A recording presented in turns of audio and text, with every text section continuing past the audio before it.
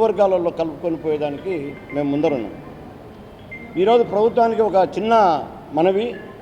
నేను 2015లో 10వ తారీఖు 2వ నెల 2015లో ప్రభుత్వానికి 2 లెటర్లు రాశాం.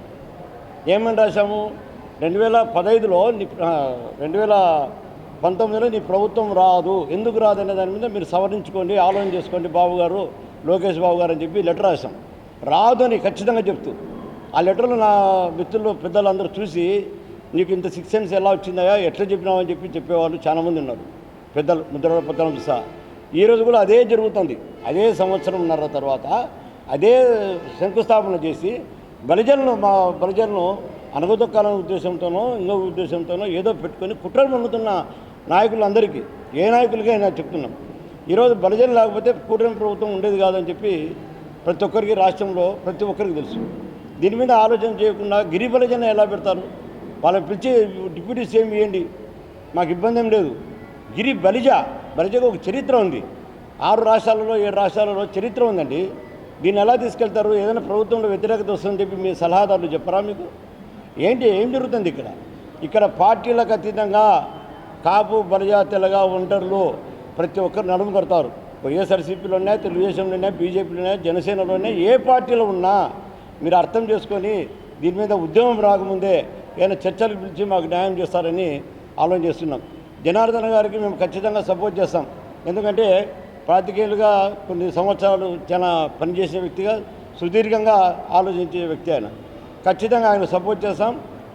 ఇప్పుడు దీంతో అయిపోలేదు. ఈరోజు ఇక్కడ ఏదో జరిగింది, అన్ని జిల్లాలో జరుగుతుంది, ఊరికే మీటింగ్ పెట్టుకుంటారని చెప్పి ఇంటెలిజెన్స్ రిపోర్ట్ పోతుంటాయి మీకు.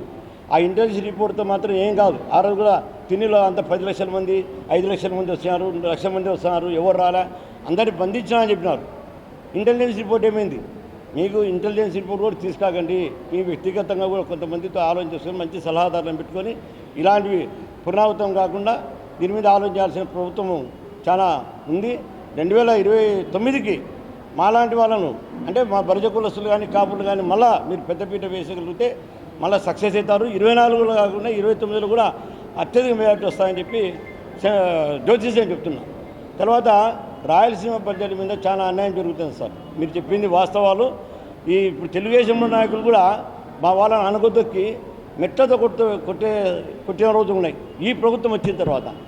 దీని మీద మైతుకూరు అయితేమి, కమలాపురం అయితేమి కొన్ని నియోజకవర్గాల్లో చెప్పలేకుండా బయటకు వచ్చిన రోజు ఉండరు.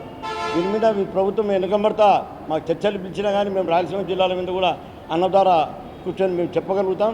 మీరు సుదీర్ఘంగా ఆలోచన చేయవలసిందిగా ఈ ప్రభుత్వాన్ని హెచ్చరిక అనుకుంటారో ప్రేమగా చెప్తున్నారు అనుకుంటారో అది మీ ఇష్టంగా వదిలేస్తున్నాం. 29లో ఖచ్చితంగా మళ్ళా రిపీట్ కాకుండా చూసుకోవాల్సిన బాధ్యత ప్రభుత్వం మీద ఉంది.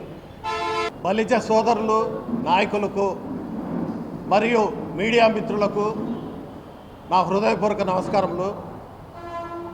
మనము ఈ బలిజ కాపుల గురించి దశాబ్దాలుగా పలు ప్రభుత్వాలతో పోరాడుతూనే ఉన్నాం, కానీ మనకు న్యాయం ఎప్పుడు జరగడంలే.